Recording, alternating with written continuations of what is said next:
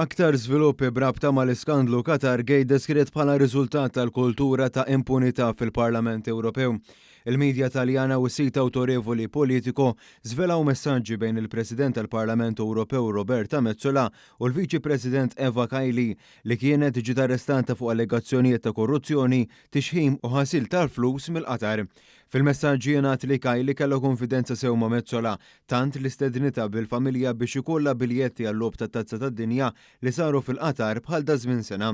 Skont kelliem mal-Metsola l-President tal-Parlament Ewropew u d-deputat tal-Partit Nazzjonalista ma rax il-messaġġi mibgħuta lilha u minn investigazzjonijiet li saru Kaili ħasret il-messaġġi mibgħuta fuq WhatsApp.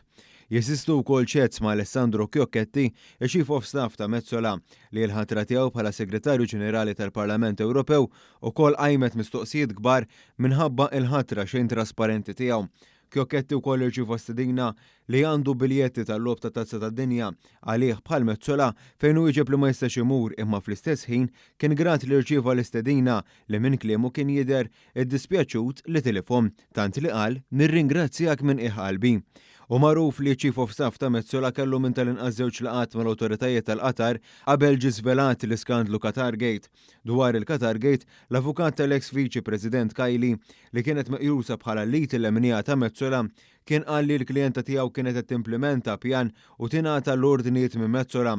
Dan wara allegazzjonijiet fosthom ta' tixħim biex jitneħħa l-obbligu ta' viża mill-Qatar bħal pajjiżi tal-Unjoni Ewropea. Bidla li kienet diġà għaddiet minn stadju ta' kumitat fiħdan il-Parlament Ewropew immexxi minn Roberta Metsola.